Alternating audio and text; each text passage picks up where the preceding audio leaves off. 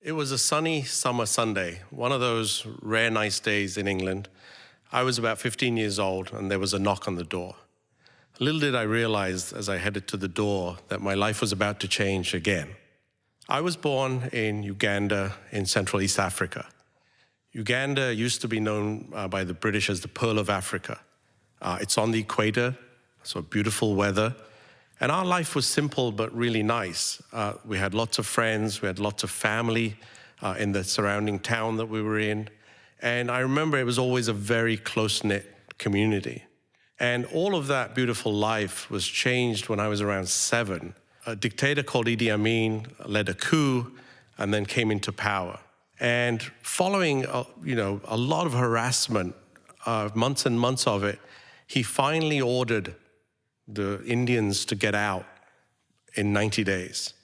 The Indians loved Africa, but Idi Amin didn't love the Indians.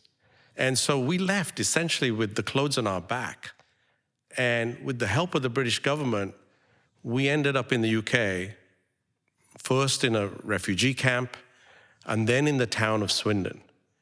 Now, Swindon at that point was predominantly white and a very working class town, completely foreign environment for us.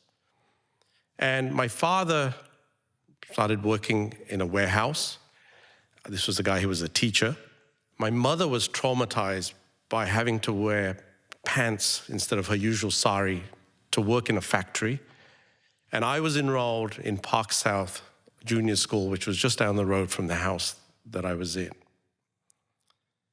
When I opened the door that day, stood there was a friend of mine, a neighbor, an English white kid, and he seemed to be reluctant to tell me what he wanted to tell me.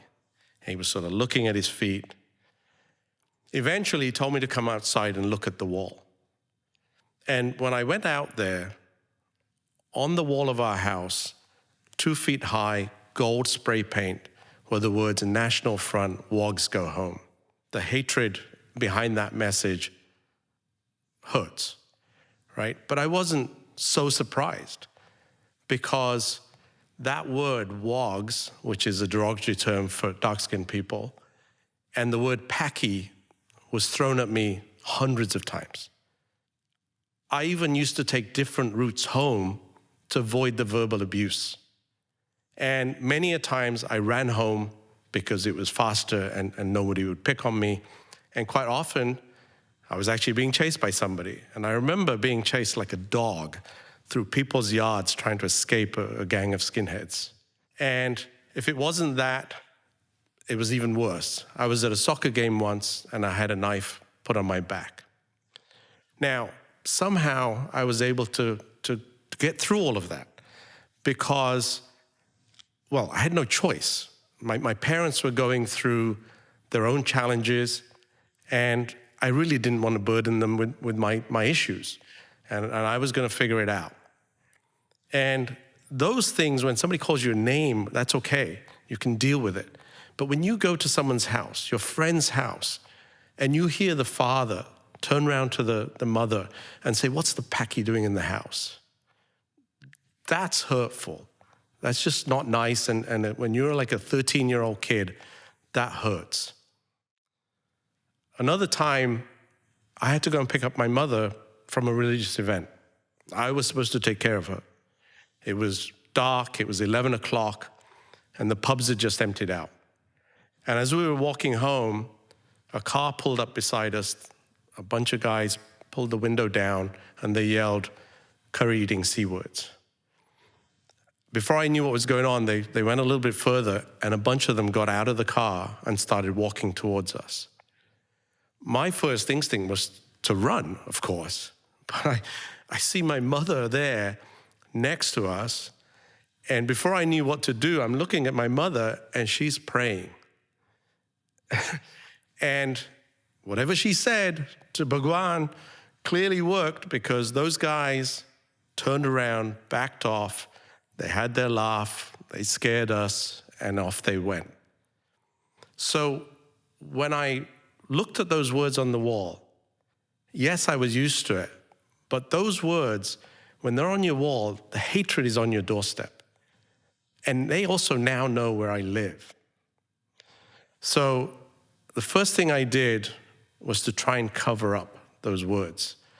And we had some orange paint in the shed, and that's what we used. And I painted it once, and I painted it twice, and the shadow of those horrible words was still visible. And my father said to me, don't bother painting it anymore, because if you do, they're just going to come back and do it again. And so I left those words, and for the next 3 months, every day when I came home from school, I had to look at that as a reminder that Salil Patel may have loved England, but England didn't love Salil Patel. And when I went inside the house, and by the way, as I was painting, there were lots of people looking on. All of our neighbors had moved their net curtains, and they were looking, but no one came out, no one said a word, no one had our back. And we'd been very nice to these folks. My mother had cooked for them. You know, we were just good neighbors, but they didn't step up for us. In fact, when I went in the house, some of them came out, and I heard one neighbor talking to the other and say, you know, well, they deserved it. You know, they knew what they were coming here for. Now, to be fair, the other neighbor said, well, that's not right. That ain't right. Well, the matter of fact is, we didn't have a choice, and we didn't know what we were coming here for. And so now I was the angry teenager, and I said to my father, why did you bring us here, and so on. And that day, my father gave the best talk of his life to me. He explained to me that his own brother had been left behind in India, and he had been able to go to Africa because he had passed some senior exams. And my father said to me, look, you can go wherever you want, but you're not going to get anywhere unless you get educated. And so I studied hard, and I got myself into university, and very few people went to university in those days. And that was my escape from Swindon. And from the day I got to university, I had figured out that a way to get to the US was to do a PhD. And that's exactly what I did. And now I live in New Jersey.